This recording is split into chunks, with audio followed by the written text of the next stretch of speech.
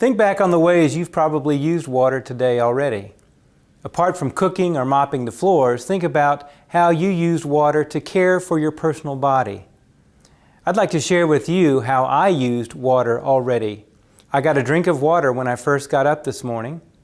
I used water to cleanse my toothbrush, to brush my teeth, and to rinse out my mouth. I used lots of water to shower with and to wash my hair. Then I used water in the sink to shave my face and a little bit to smooth back my hair. When I went to the toilet, it was water that carried away the waste down a tube somewhere far out of sight and out of mind. And then, after the toilet, I washed my hands with soap in the sink. Water is necessary in each of these instances to either replenish my body with fluids, to wash away the wastes from my body, or to keep my body free from germs. These three categories of health, sanitation, and hygiene. Water is also used for cosmetic purposes when I shave or wet my hair to keep it in place. In fact, regarding health, men need to consume about 3.7 liters a day, or about a gallon of water, and women need to consume about 3/4 of a gallon. About 70 to 75% of our human body weight is water.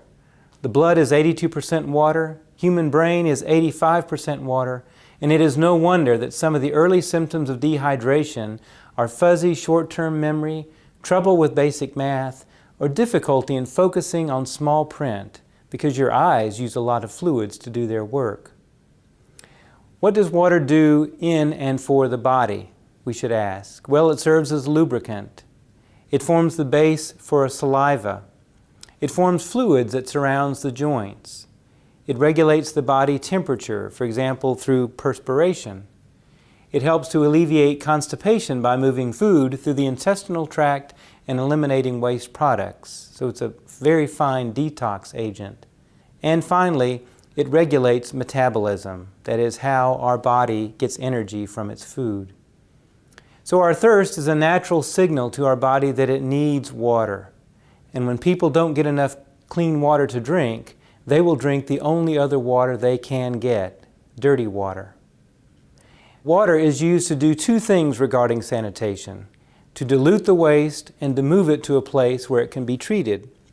For many centuries, before there were very many people on the planet, human and animal bodily waste could be released into a river or stream. When the waste is sufficiently small, the water has enough volume to dilute the waste and render it harmless to people who might be living downstream. The world and the amount of water it contains has and will forever be the same. It will not increase. But as populations have increased, it has become much more difficult to find enough water to dilute waste sufficiently.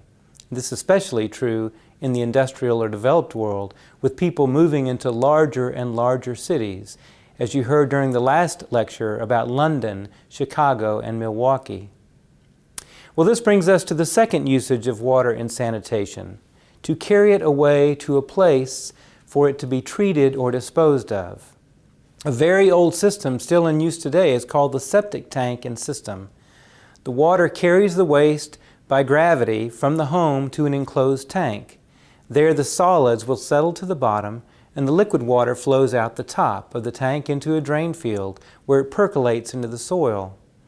There, natural bacteria in the waste and in the soil have time to degrade the waste and make it more inert or safe. Septic systems can be very effective ways of using water to transport wastes, but only in places where population densities are small and there is plenty of land for the water to be spread out. A more modern system, and one that's used in large developed cities, is one in which water is used to carry the waste to a centrally located waste treatment plant, or called a wastewater treatment plant. And there, in the treatment plant, natural processes are mimicked using engineered systems, in effect doing the same thing that the bacteria would do in nature, in that soil that we spoke about, but in a more controlled and speedier fashion. Then, once treated, that water can be re-released into a river or a lake or a stream, where it will not have an adverse effect on either ecology of the water body or people living downstream of it. The third important category is hygiene. It refers to those practices that we do to maintain and preserve our health.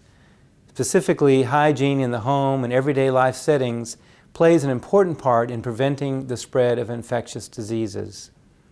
Now, many of these practices require water. Hand washing, as we've mentioned, hand washing in the sink, proper rinsing of food, care and cleaning of domestic animals, and other practices that are generally considered proper hygiene, including bathing regularly, washing scalp hair, keeping hair short, wearing clean clothing, and brushing one's teeth. Some practices are even gender-specific, such as those used by a woman during her menstrual cycle. Hand washing is probably the most important single behavior that can be implemented in a developing country to reduce the risk of infectious diseases. Recall how every hospital has numerous hand washing stations throughout the patient care floors, and visitors are required to wash their hands before entering a patient's room.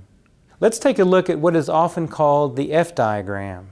The F diagram shows various pathways that pathogenic or disease-causing bacteria can take from feces to future victim, that is, you or me.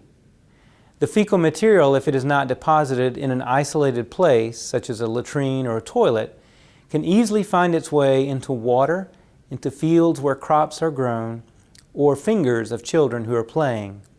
Finally, flies often carry bacteria from the feces to your food, which is why we often cover our food.